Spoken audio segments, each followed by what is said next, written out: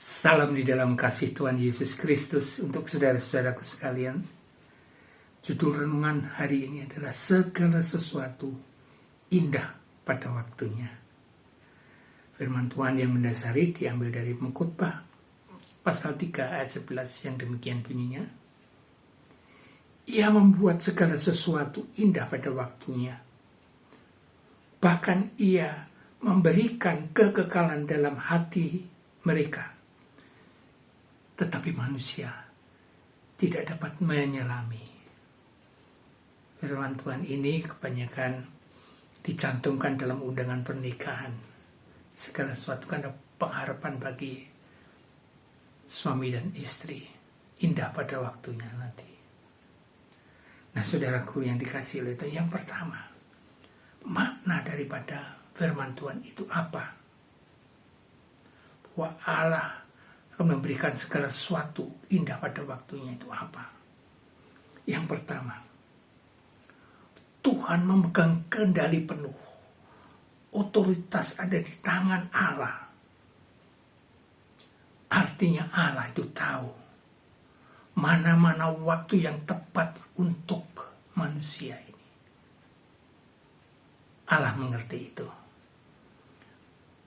Makna yang kedua, keindahan sering terjadi merupakan proses yang sulit dan panjang. Harus dimengerti. Karena waktu Tuhan bukan berarti waktu manusia. Mazmur 30 ayat 6. Mana yang ketiga? Manusia tidak dapat menyelami pekerjaan Tuhan Allah yang tidak terbatas. Dengan manusia itu sangat terbatas. Manusia harus menyadari itu. Pengkhotbah 3 ayat 11. Mana yang keempat? Tuhan Allah berkenan menaruh kekekalan dalam hati manusia. Supaya manusia itu akan lebih percaya pada Tuhan Allah. Pengkhotbah 3 ayat 11. Makna yang keempat. Tuhan Allah telah berjanji dalam seluruh proses kehidupan ini, Allah berjanji bahwa ujung-ujungnya indah pada waktunya.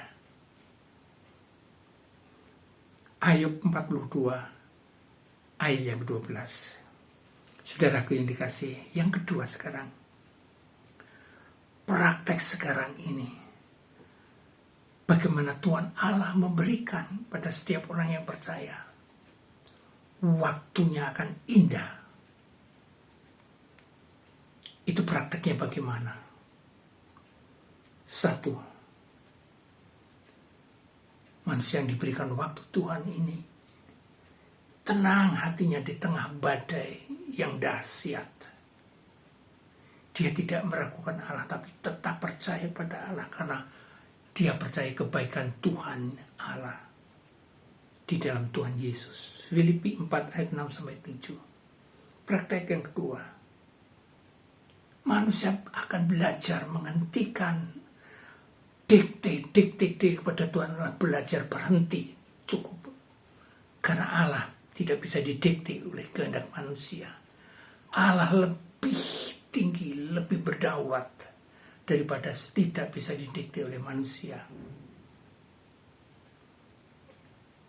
Amsal 3 ayat 5-6. Kemudian praktek yang ketiga, manusia sadar bahwa menunggu tidak berarti Allah tidak memperdulikan, tidak. Suatu saat kita menunggu, Allah mempersiapkan diri yang lebih matang, yang lebih hebat, yang lebih indah kepada manusia. Manusia harus sadar itu. Ibrani 10 ayat 36. Praktek yang keempat, bersyukur walaupun dalam masa sulit ini. Itu untuk membentuk karakter kita yang lebih kuat. Waktunya, saatnya indah. Allah membentuk walaupun dalam proses itu panjang atau sulit. Waktunya indah. Praktek yang keempat,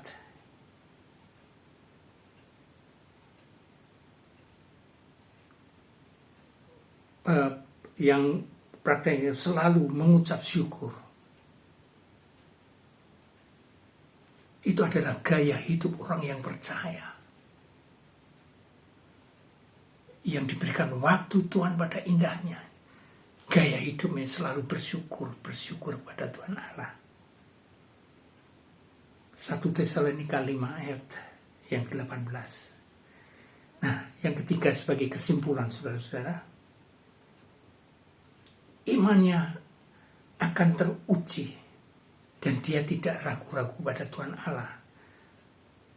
Karena dia mengerti bahwa Allah itu Tuhan yang baik, akan memberi waktu yang indah pada saatnya. Kesimpulan yang kedua, ada rasa damai dalam hatinya kalau belajar mengalir bersama waktu Tuhan Allah. Kesimpulan yang ketiga,